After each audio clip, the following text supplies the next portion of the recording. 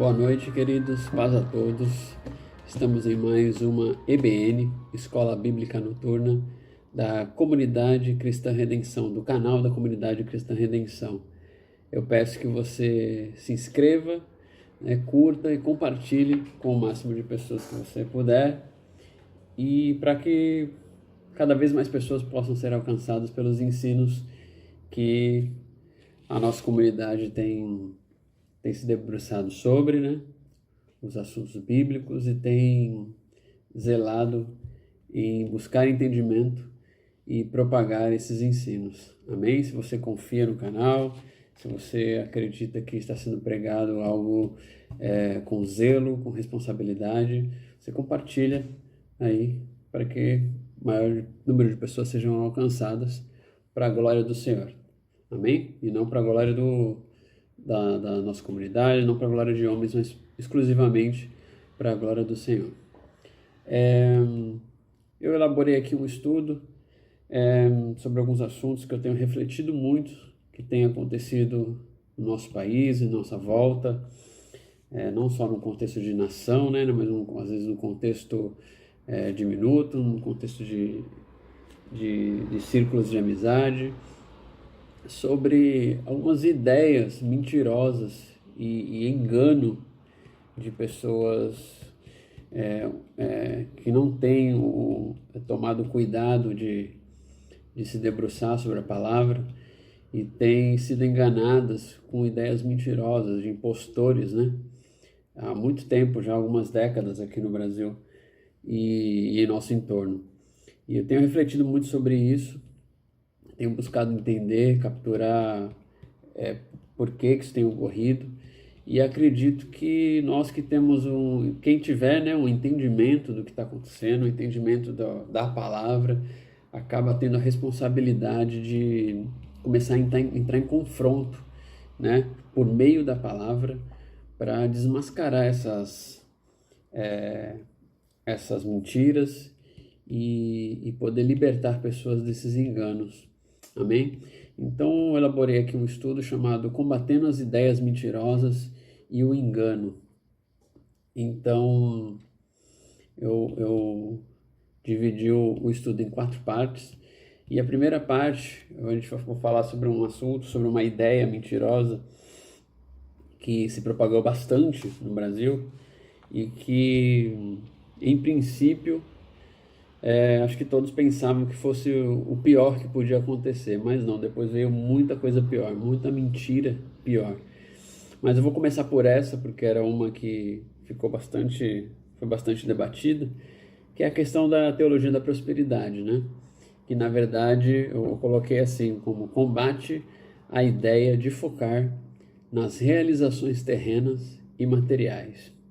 E entre parênteses, individualismo, né? Combate à ideia de que o cristão pode ter a sua vida focada nas realizações terrenas e materiais. E isso eu coloquei individualismo porque eu acho que uma coisa tem tudo a ver com a outra, né? O foco nas realizações terrenas e materiais na vida de um homem, de uma mulher, ela é resultado de um pensamento individualista. São coisas que caminham juntas. Então, um dos discursos antibíblicos, né, das últimas décadas, talvez esse tenha sido o primeiro a ser mais explorado, né, em massa, né, em escala de massa, nas últimas décadas. Foi essa teologia da prosperidade. E eu trouxe aqui as passagens bíblicas que confrontam essa ideia, né? Eu acredito que nós não, nós sempre estivemos, na verdade, numa posição, quem entende, quem conhece a palavra do Senhor, né? Conhece a graça, como o Léo ensinou na IBN passada, sobre misericórdia e a compreensão da graça, eu acho que nós temos obrigação de confrontar as mentiras, né? Quando a gente vê ou escuta essas mentiras, quando a gente vê pessoas sendo enganadas por essas mentiras, nós temos obrigação de trazer luz sobre isso tudo. Então, peço que você abra aí em 1 João, 2, do 15 ao 17. 1 João 2, do 15 ao 17. Então nós podemos ler aqui, a partir do 15. Não amem este mundo, nem as coisas que ele oferece.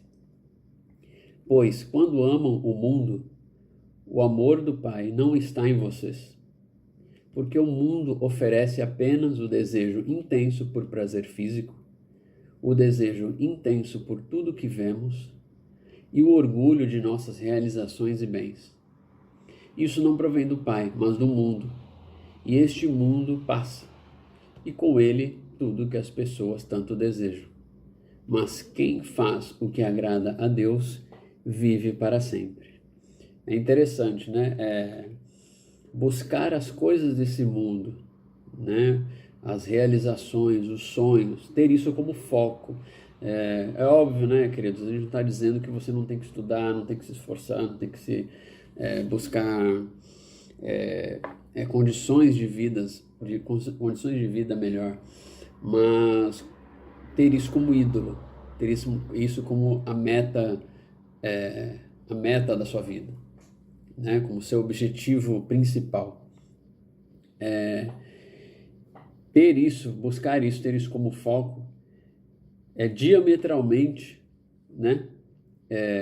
Contrário a agradar a Deus. Tanto que a conclusão dessa passagem, desse versículo, desses 3 versículos, é exatamente essa. Mas quem faz o que agrada a Deus vive para sempre. Fazer o que agrada a Deus implica, a gente pode concluir isso, em sacrificar, né?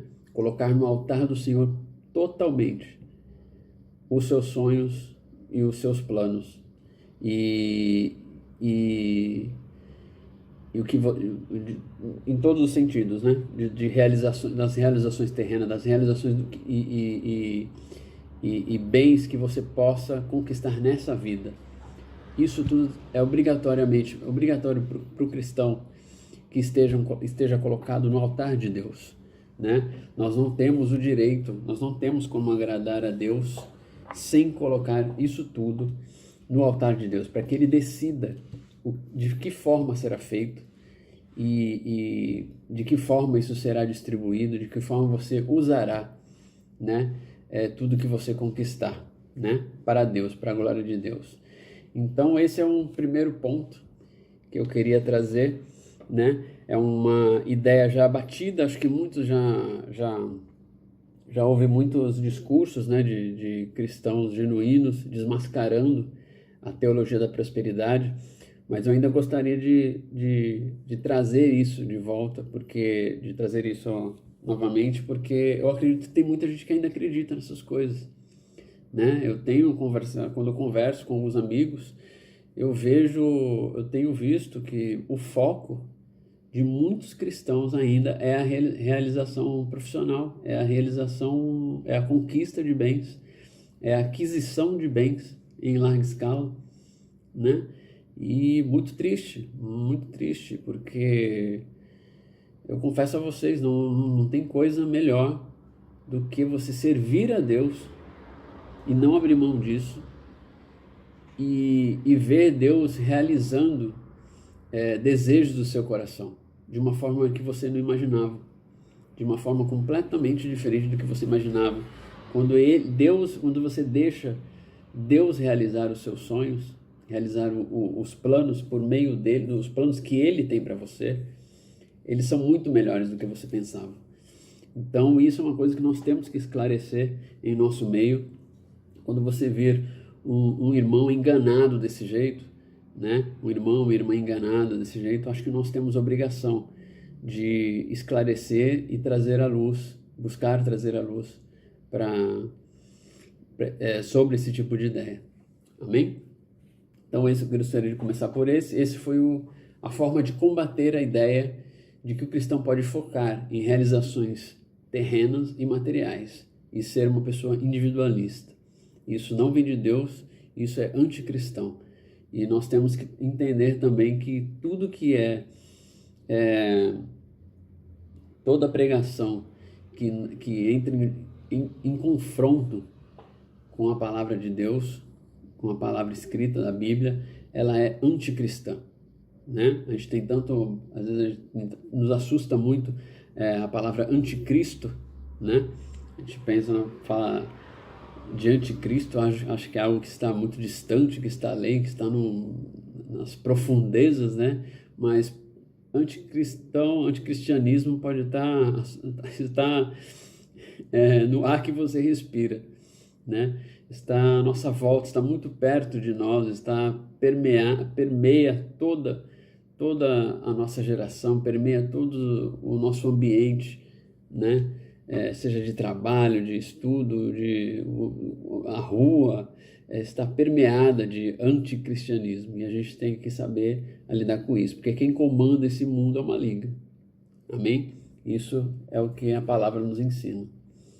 O segundo combate que nós devemos evitar nossos esforços, né, que eu capturei aqui, é o combate à ideia da salvação por mérito próprio e a tentativa de obscurecer o entendimento e a extensão da graça salvadora. Combate à ideia da salvação por mérito próprio.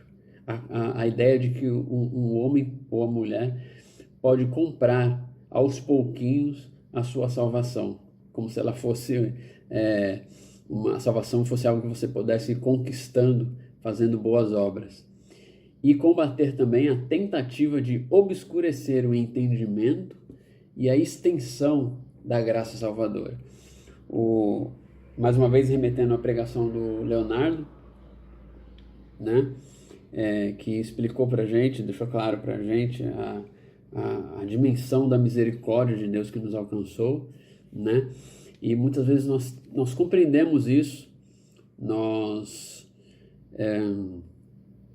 sabemos, conhecemos a passagem da Bíblia, nós entendemos, se alguém perguntar para a gente para explicar isso, a gente sabe explicar, mas será que a gente vive, né?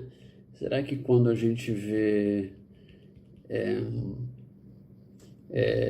as pessoas fazendo maldade, pessoas explorando outras pessoas, será que a graça está em nós? A graça do mundo que Deus estendeu sobre o mundo inteiro, um mundo em autodestruição, né? Esse mundo onde pessoas poderosas se aproveitam de pessoas sem poder algum, de pessoas que escravizam e pessoas que são escravizadas. Será que a nossa graça ela só é compreendida para entender o que aconteceu na nossa vida, ou ela é entendida também para compreender o que pode acontecer na vida das pessoas, a transformação que pode por meio de nós acontecer na vida das pessoas, né? Transformando pessoas que são profundamente, né? Todos nós somos profundamente corruptos, mas que ali, né? Aparentemente você consegue ver a maldade, a tirania, né? A gente tem a história de Zaqueu, por exemplo, que era um corrupto, um cara que explorava, né?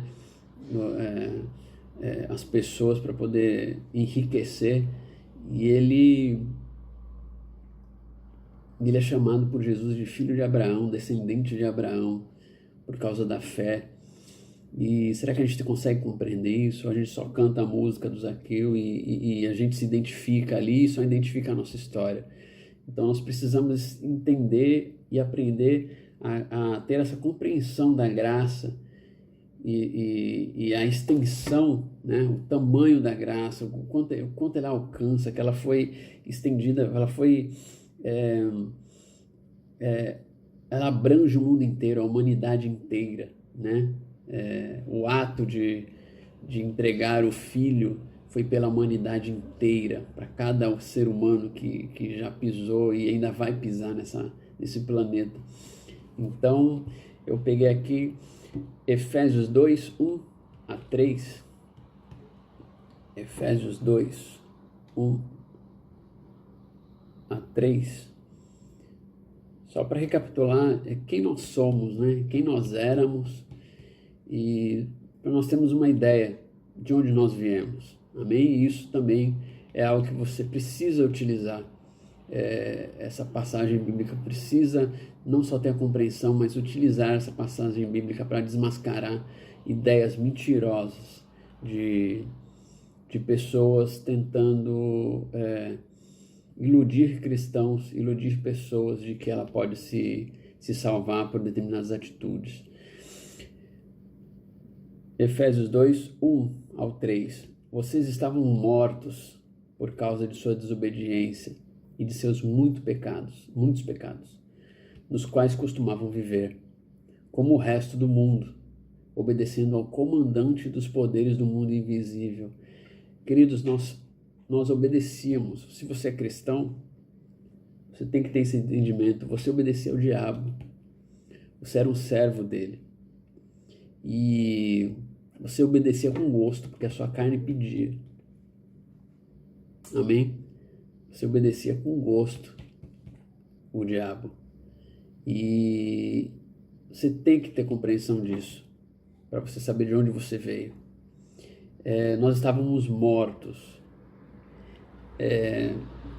Temos que ter entendimento também dessa palavra. Nós estávamos mortos. O que significa? Que a nossa vida era completamente inócua, obsoleta. A gente respirava somente e era um corpo ali que fazia, né, tem todos os seus processos fisiológicos, mas a nossa vida é completamente inócua. Não tinha objetivo mais a nossa sobrevivência. E Deus mudou a nossa vida. Então nós precisamos compreender isso. Você que é cristão, você precisa entender isso. Porque eu acho que tem muito cristão que não se via desse jeito, não se vê que era desse jeito, né? Se vê que era, às vezes a pessoa se denomina cristão, mas nunca passou pela experiência do arrependimento, da transformação. Ele acha que sempre foi um bom moço que sempre agradou o Senhor, e ele só fez um ritual ali só para confirmar isso. E isso é um absurdo, né? Isso não é antibíblico, é anticristão, isso é a ideia do anticristo. A Bíblia é muito clara. Obedecendo ao comandante dos poderes do mundo invisível. Ele é o espírito que opera no coração dos que se recusam a obedecer. Ele ainda opera, né? Todos nós vivíamos desse modo, seguindo os desejos ardentes, né? Aquilo que eu falei, a gente fazia com gosto. E quando nós caímos, nós também ainda caímos com gosto, com desejo, com vontade. Seguindo os desejos ardentes e as inclinações de nossa natureza humana. Éramos, por natureza, merecedores da ira, como os demais. Você precisa entender que você saiu dessa condição. Amém?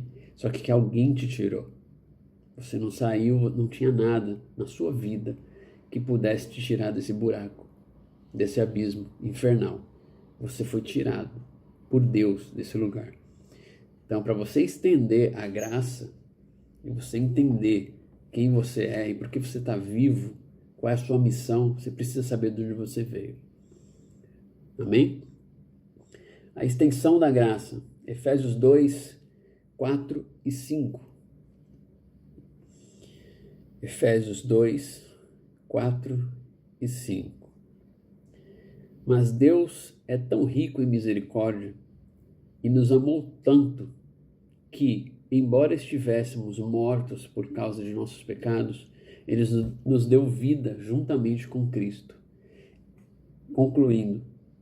Conclusão aqui do 4 e 5. É pela graça que vocês são salvos. Amém? É pela graça que vocês são salvos, pela misericórdia de Deus, como o Léo ensinou algumas semanas atrás. Efésios 2, 8 e 9. Aí na continuação, Efésios 2, 8 e 9. Uma coisa para ficar muito clara. Vocês são salvos pela graça, por meio da fé. Isso não vem de vocês. É uma dádiva de Deus. 9. não é uma recompensa pela prática de boas obras. Isso tem que ficar muito claro na sua vida. Você não é salvo nem um pouco, nem 1%, nem nada, nem 0,0001%. Você não é salvo por recompensa de nada, de nenhuma boa obra que você fez. Amém? Isso tem que estar muito claro na sua vida. Se você ainda não é convertido, não conhece a Deus, que isso fique claro na sua vida também. Não tem nada que você possa fazer, absolutamente nada, pela sua própria salvação. Amém? Nenhum tipo de tijolinho que você coloca no mundo, que você faz de boas obras de bem. A única coisa que pode salvar é arrependimento e crer na ressurreição de Jesus Cristo. Isso tem que ficar muito claro. Não é uma recompensa pela prática de boas obras, para que ninguém venha se orgulhar. Repetindo, Efésios 2:9. Não é uma recompensa pela prática de boas obras, para que ninguém venha a se orgulhar. Amém? Para que ninguém venha a se orgulhar, é proibido. Aqui Deus está proibindo, é proibido você se orgulhar da sua salvação. É completamente proibido. Você não pode se comportar de forma alguma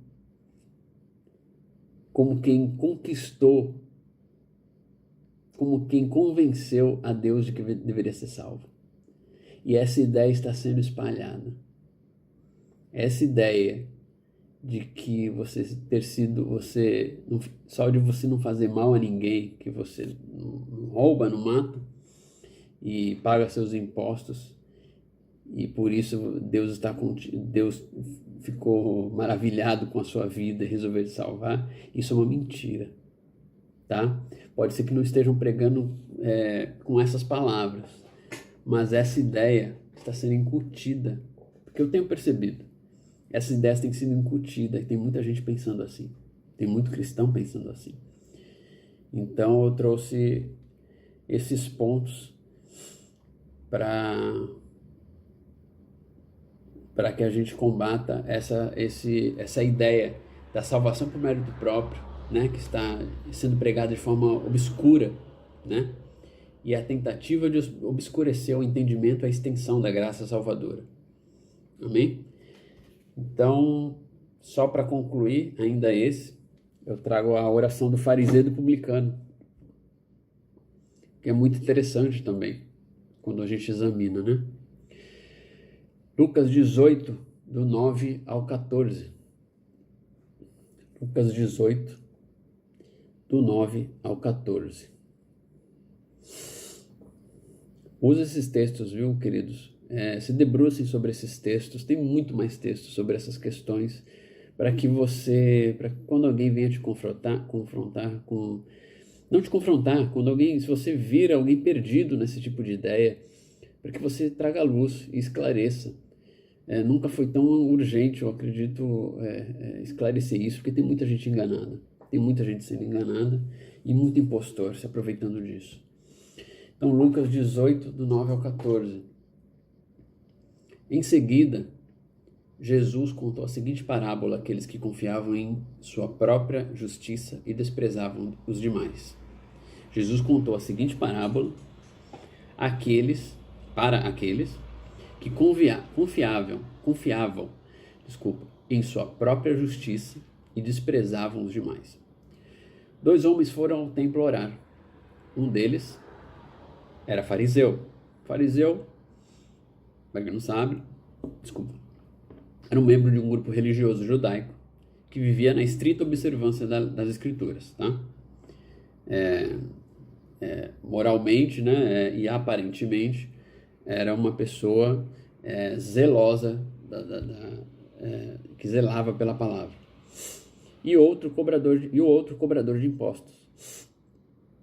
Aquele tipo de profissão que era odiada, né? Que era detestada na época, né? Porque era o responsável por coletar impostos, né? E da forma que pudesse esfolar ao máximo, né, a população.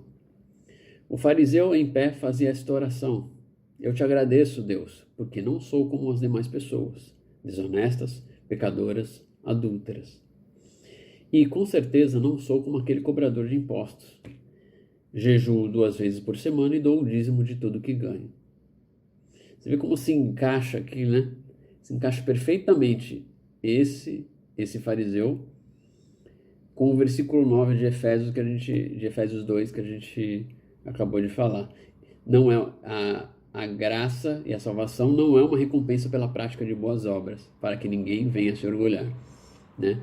E o fariseu está fazendo aqui, né, da fariseu da parábola, está tentando exatamente aplicar essa ideia, né? Mas o cobrador de impostos ficou à distância e não tinha coragem nem de levantar os olhos para o céu enquanto orava. Em vez disso, batia no peito e dizia: Deus, tem misericórdia de mim, pois sou pecador. Eu lhes digo que foi o cobrador de impostos, e não o fariseu, quem voltou para casa justificado diante de Deus. Eu lhes digo que foi o cobrador de impostos que voltou para casa justificado. O cobrador de impostos não ousou contabilizar nada, nenhum feito dele, para pedir misericórdia para Deus, ou para barganhar com Deus. Amém? Ele se expôs e se humilhou, reconheceu quem ele era. Então nós precisamos reconhecer quem nós somos, como ali em Efésios, que a gente falou, que nós estávamos mortos obedecendo aos poderes, ao comandante dos poderes invisíveis desse mundo, né? Seguindo os desejos ardentes e as inclinações de nossa natureza humana. Nós precisamos reconhecer aquilo. E o cobrador de impostos reconhece isso. Então você precisa saber de onde você veio, irmão, irmã. Nós precisamos saber de onde a gente veio. Não tem condições de a gente avançar na pregação do evangelho se a gente não desmascarar essas coisas. Amém? Pois aqueles que se exaltam serão humilhados, e aqueles que se humilham serão exaltados. Amém? Então isso aqui eu concluo o ensino para que você combata a ideia da salvação por mérito próprio e a tentativa de obscurecer, né, que muitos fazem, muitos impostores têm tentado obscurecer e o entendimento e a extensão da salvação, da graça. Amém? Acho que o terceiro combate que a gente deve realizar, né, devemos nos preocupar em realizar, é o combate à ideia de que os inimigos... Essa acho que é a mais recente, né, queridos? É uma das mais recentes, né? Acho que é a mais absurda que tem ocorrido em nosso entorno. Devemos combater a ideia de que os inimigos do cristão são pessoas, de que os inimigos do cristão são grupos de pessoas.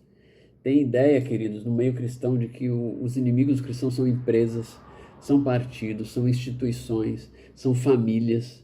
Existem ideias de que determinadas famílias riquíssimas são,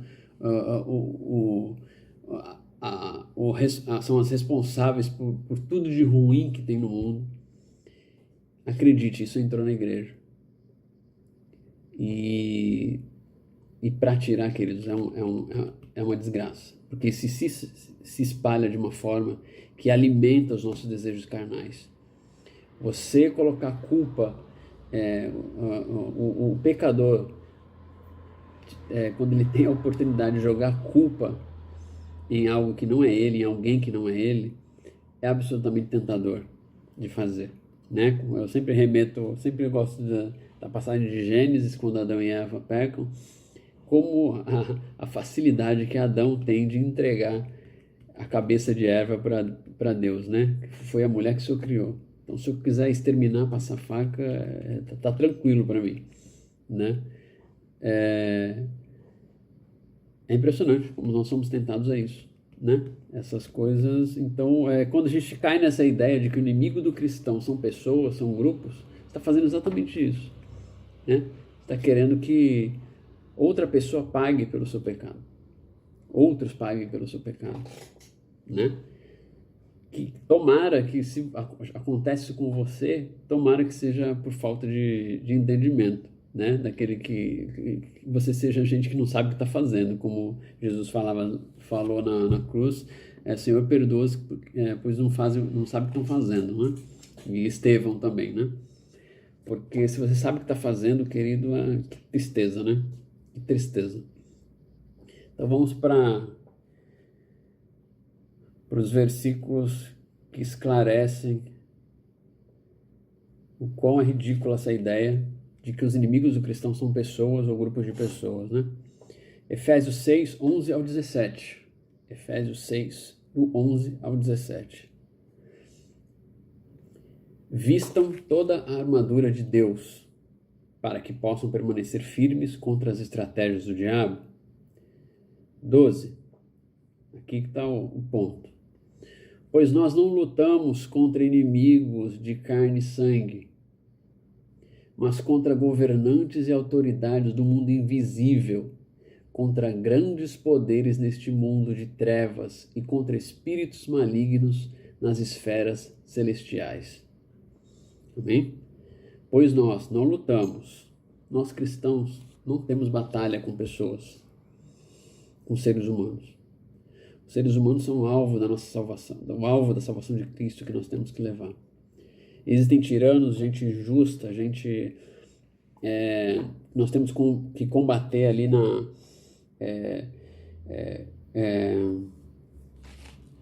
como é que eu posso dizer? Com algum tipo de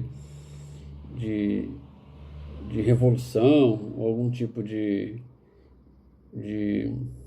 combate na questão verbal, né? Talvez até combate armado em situações extremas, que pessoas estejam sendo abusadas, mas não são esses nossos inimigos. Os inimigos do cristão não são esses. Amém? Os inimigos do cristão são o diabo e seus demônios, queridos. São os anjos caídos.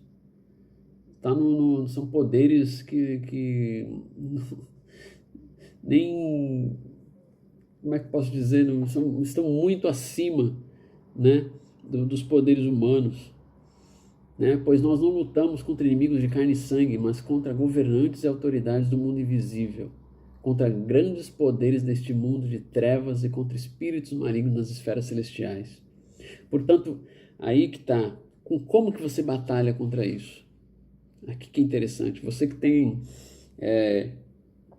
alguma sede, alguma vontade de entrar em uma batalha armada, querer pegar em armas, aqui tá aqui o trecho bíblico para você, querido. Tá aqui. Se você se denomina cristão, tá aqui, ó. Tá? Aqui vai te passar todo o aparato, vai te passar todo o uniforme e as armas para você batalhar. Você pode ir para a faca tranquilamente, só que é nesse aspecto aqui, aspecto do espírito. Amém?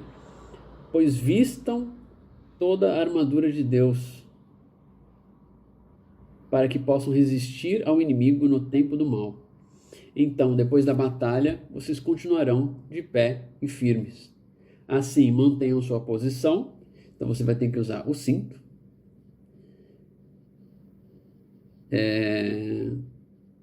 que é a verdade, a couraça da justiça. Como calçados, usem a paz das boas novas, ou seja, a mensagem de arrependimento. Essa é a sua arma, tá? Esses são os seus calçados, para que estejam inteiramente preparados. Em todas as situações, levantem o escudo. Tá? Sua arma de defesa não é um revólver, sua arma de defesa é o escudo da fé, para deter as flechas do fogo do maligno. Usem a salvação como capacete. A salvação é que te dá esperança para você permanecer firme até o fim da sua vida. E empunhem a espada do Espírito. Essa é a sua arma. E empunhem a espada do Espírito, que é a palavra de Deus. A espada do Espírito é a palavra de Deus. Todo esse ensino aqui, né? Claro, gente, esse é o meu ponto de vista, né? Mas tem muitos ensinos que você deve propagar. Mas todo esse ensino aqui é a sua arma. Eu montei para que pudesse tentar aí levar vocês, entregar a vocês alguma espada. Amém? Para você lutar contra todas essas mentiras que têm sido feitas em nome de Deus. Como se fosse em nome de Deus. Amém? Então você precisa da palavra. Sua arma é a palavra. Então, para combater todas essas ideias loucas, insanas, você precisa da palavra. Você precisa estar embasado com a palavra, conhecer a palavra. Amém? E o quarto combate e último que nós devemos fazer. Então, nós passamos aqui, queridos, o combate, né? O nome do título da pregação, do ensino é Combatendo as Ideias Mentirosas e o Engano. Então, nós passamos pelo combate à ideia de focar nas realizações terrenas e materiais, que é o individualismo. O segundo, o combate à ideia da salvação por mérito próprio e a tentativa de obscurecer o entendimento e a extensão da graça salvadora. O terceiro combate que você tem que fazer é a ideia de que, essa é uma das principais hoje, né, nos dias de hoje, combate à ideia de que os inimigos do cristão são pessoas, um grupo de pessoas. Um absurdo que foi propagado do dia para a noite, assim, e um monte de cristãos caíram nessa ideia maluca. E o quarto, combate à ideia de que o cristão... Combate à ideia... Essa é urgente, viu, queridos? Combate à ideia de que ao cristão é permitido odiar. Combate à ideia de que ao cristão é permitido odiar. O famoso discurso do ódio. Se você é cristão ou não cristão, mas está interessado na palavra, eu te digo, você não tem permissão para o ódio, para odiar ninguém. Amém? E nem desferir, nem manifestar o seu ódio, obviamente. Mateus 5, 43 e 48. Mateus 5, 43 ao 48.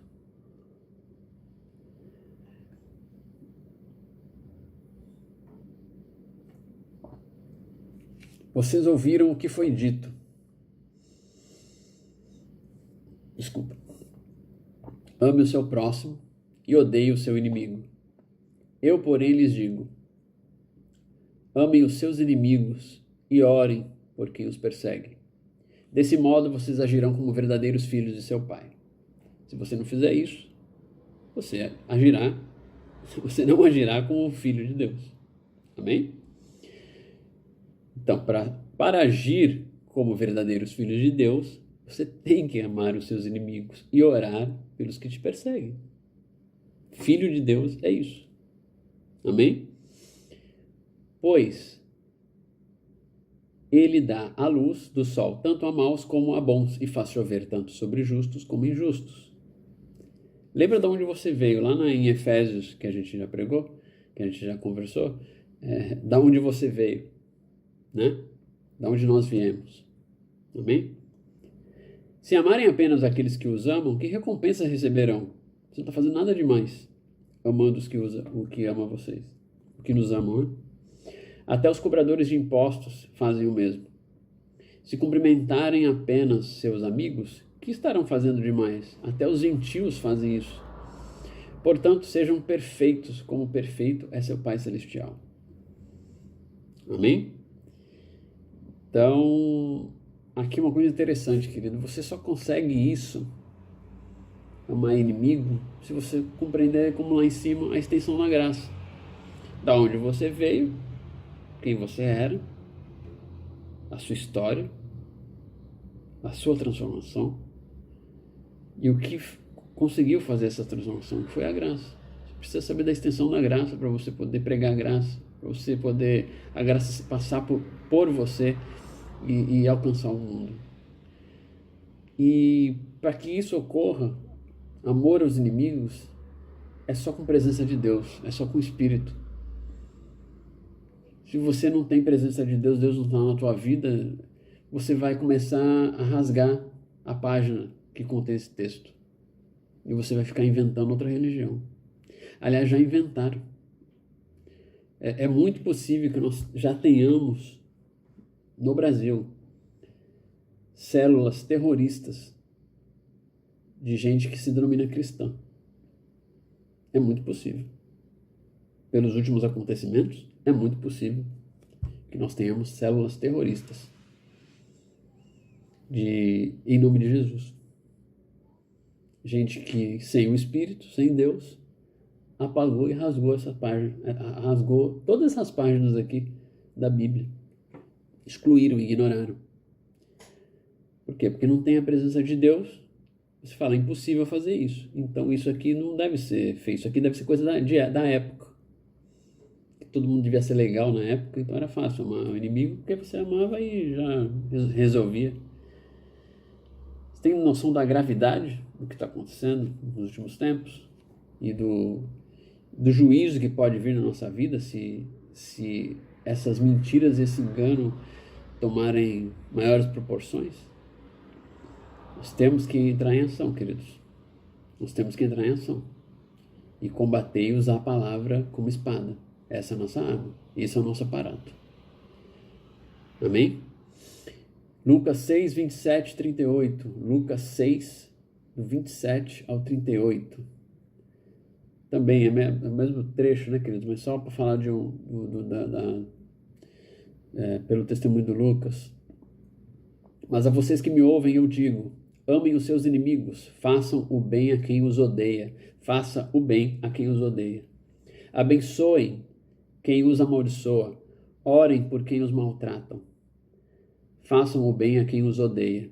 Abençoem quem os amaldiçoa. Orem por quem os maltrata. Só com a presença de Deus, querido. Zaqueu, voltando à história de Zaqueu, Zaqueu só devolveu tudo e falou aquilo do nada para Jesus, de que estava arrependido, que ia devolver tudo, né? O que tinha explorado e que a caridade que ele ia fazer ali, aquilo só aconteceu porque Jesus estava na casa dele. Deus estava com ele. Então por isso que ele toma aquela decisão radical, porque Deus está com ele. Então se Deus não está com você, se você não está com Deus, você não vai amar inimigo, você não vai fazer nada disso. Você entende? Como é que você vai amar o seu inimigo? Como é que você vai abençoar quem está te amaldiçoando? Como é que você vai abençoar alguém que está desejando a tua desgraça? Como é que você vai orar pelo bem, para que haja algo transformador e maravilhoso na vida de quem está te maltratando, se você não estiver com Deus? Se você vai tomar uma decisão radical como essa, se você estiver com Deus. Zaqueu só tomou aquelas pessoas que tiveram contato com Jesus e tomaram decisões radicais de mudança de vida, só o fizeram porque Jesus estava ali. Amém? Deus estava com eles, com um parâmetro de perfeição. Amém? E é isso que te constrange, te leva a tomar decisões radicais para o bem, né? Em nome do amor. Então, continuando. Se alguém lhe der um tapa numa face, ofereça também a outra. Se alguém exigir de você a roupa do corpo, deixe que leve também a capa. Dê a quem pedir, e quando tomarem suas coisas, não tente recuperá-las. Façam aos outros o que vocês desejam que eles lhes façam. Se vocês amam apenas aqueles que os amam, que mérito tem? Até os pecadores amam quem os ama. E se fazem o bem apenas aos que fazem o bem a vocês, que mérito tem? Até os pecadores agem desse modo. Tem muito cristão que não está fazendo nada de relevante. Às vezes você é cristão, se denomina cristão, você não está fazendo nada de relevante. O bem que você acha que está fazendo, que é algo que agrada a Deus, é algo que qualquer um faz. Qualquer pessoa que não crê em nada disso faz. Então reflita, querido, reflita nessas palavras, nas palavras mais radicais do Evangelho. Até os pecadores agem desse modo. 34. E se emprestam dinheiro apenas aos que podem devolver, que mérito tem? Até os pecadores emprestam a outros pecadores, na expectativa de receber tudo de volta. Portanto, amem os seus inimigos, façam-lhes o bem e emprestem a eles sem esperar nada de volta. Então a recompensa que receberão do céu será grande, e estarão agindo, de fato, como filhos do Altíssimo. Mais uma vez, quem é filho de Deus faz essas coisas. Para você agir como filho de Deus e ser reconhecido como filho de Deus, isso tem que estar na sua vida. Pois ele é bondoso até mesmo com os ingratos e perversos. Sejam misericordiosos, assim como seu Pai é misericordioso. Não julguem, não serão julgados. Não condenem, não serão condenados. Perdoem, serão perdoados. Deem, receberão. Sua dádiva lhes Sua dádiva lhes retornará em boa medida, compactada, sacudida para caber mais, transbordante e derramado sobre vocês. O padrão de medida que adotarem será usado para medi-los. Amém, queridos? Então é isso que eu queria, essas 4 ideias absurdas, né, diabólicas, anticristãs, que têm se espalhado, né? Então foi o combate à ideia de focar nas realizações terrenas e materiais, individualismo, combate à ideia da salvação por mérito próprio e a tentativa de obscurecer o entendimento e a extensão da graça salvadora. O combate à ideia de que os inimigos do cristão são pessoas ou grupos de pessoas, empresas, famílias, instituições, partidos. E o combate à ideia de que ao cristão é permitido odiar, né? Então, fica aqui esse ensino que eu preparei e com a iluminação de Deus, obviamente, essa graça que me foi concedida de poder preparar isso, que tem me tocado bastante, eu queria compartilhar com vocês. Fica aqui também para a gente compreender, para a gente ter uma ideia, 1 João 2, 18 e 19. 1 João 2, 18 e 19.